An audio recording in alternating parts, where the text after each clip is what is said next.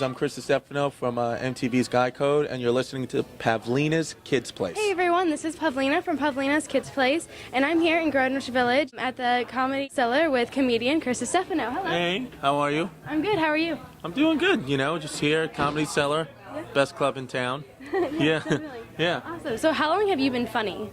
How long have I been funny? Yeah. I mean, my mother says I've been funny since I'm, a little kid, since I could talk. She said I was funny. But I've been doing comedy, stand-up, about 4 years. Oh, nice. Yeah. But funny, I've always had a sense of humor. My dad's a really funny guy, so yeah, I never took anything too seriously. Awesome. Never, That's yeah. Great. Yeah. I attempt to be funny. Nothing ever happens though. But so growing up, kids have all kinds of obstacles. What kind of obstacles did you have, and how did you overcome or deal with them? When I was a kid, I had ADHD pretty bad, couldn't focus, very hyperactive, and I got through it by played a lot of sports, get my energy out, and put a lot of stock into just trying to make my, I guess at the time called disability, funny, So I have a lot of jokes now about my anxiety or how, hyper I was as a kid. So, but as a kid, if you have something going on, you're a little different. It's okay. It's cool. You can grow up one day to be a comedian and make fun of it all. Yeah. Yeah, it's fun. That's yeah, cool. It's good yeah. that you put it towards something. So Sure. That's good. So, did you learn from other comedians, or did you kind of teach yourself? I learned by just the only way really they offer stand-up comedy classes and all that, and that's okay. I mean, I wouldn't discourage people from doing that if they have the money, but you're really only going to learn how to become a comedian to just get out there, throw yourself into the fire and do it. You learn through bombing. That's the only way to get better, is to fail. So, you learn so much from failing than you do from having a really great set. So, I think that I learned how to be a comedian through failing, through not getting laughs, but then looking back and analyzing the jokes and saying, oh, that wasn't funny because of X, Y, and Z, and figuring it out the hard way. A lot of people get, scared of bombing, but if you want to do stand-up, that's just what you have to go through.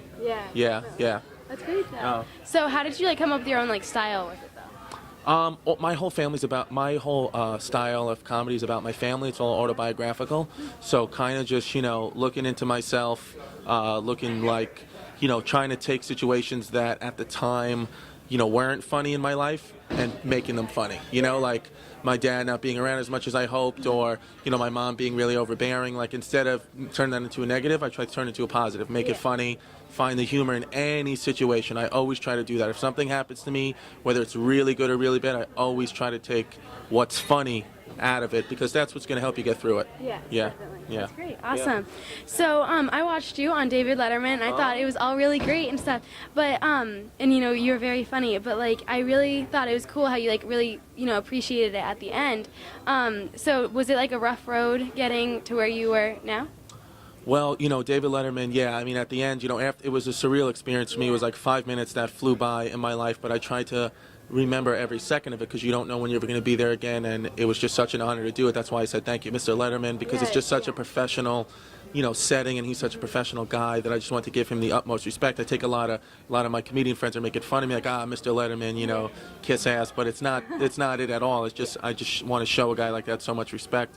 But it was a hard road. It's the auditions for that show are a grueling process. They only take 1 or 2 comedians, every few months or so, and it's a lot of competition in New York. So I felt really proud and privileged to do it. But yeah, it was definitely a hard road. I mean, a lot of nights. I was a physical therapist for the first couple of years of me doing comedy, so I was a pediatric physical therapist. I would work with mentally and physically handicapped kids during the day from 8 a.m. to about 3, 4, and then comedy all night, and then, stay out till 2 in the morning doing comedy and have to wake up at 6:30 in the morning to get to my day job. So now I'm fortunate enough that this is my whole career, is just comedy and entertainment, so it's a blessing for that. But it was really hard to get to the point to just be able to do comedy full time, because I had to sacrifice sleep, sacrifice relationships with friends and family, because I just devoted all my time to this.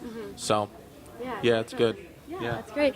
But my mom and I were watching the Letterman thing. It was so funny. Yeah, so it was great. So what's been one of your funniest moments? One of my funniest moments, as a comedian, well, I mean, I guess. Hey, how you doing, Dan Letterman?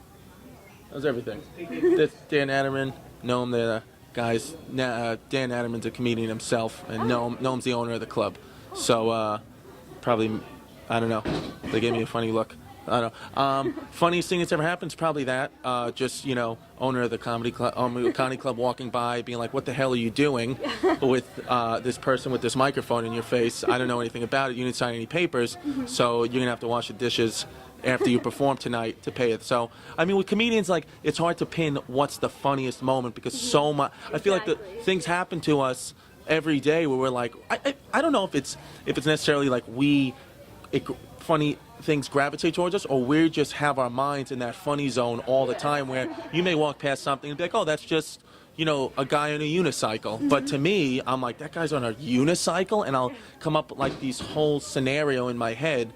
So sometimes it even gets to the point where I don't even know what's real and what I create, what's my imagination anymore, because I'm using them both all day. I'm always trying to imagine what's funny in this, keep myself in the funny zone. So it's hard for me to pinpoint the exact funniest moment. Yeah. That's funny though, because there's actually I think unicycles, since you mentioned that, is a really good way to get around classes, because I'm at Columbia University and I see a whole bunch of kids on their unicycles going to different buildings and stuff, and I'm like, that must be a convenient way to go around. So Yeah. So some people have a plan B, so when they think they have a plan A and a plan B, but other times people think that the plan B kind of distracts from the plan A, so you won't ever get to that goal. So how do you think the goal is versus plan B?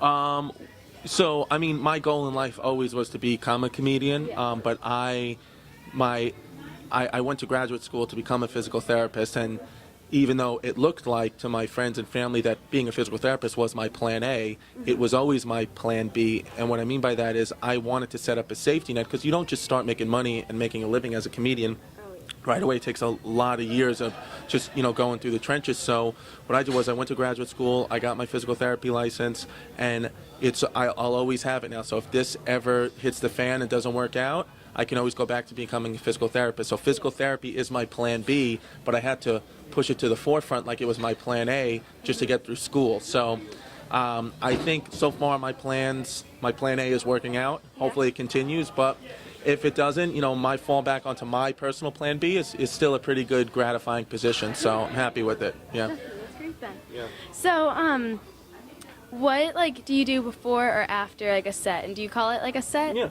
Yeah. Before my sets, I'm usually just kind of in my zone, eating a lot of French fries and ice cream, and just trying to get comfort food, because sometimes I get nervous.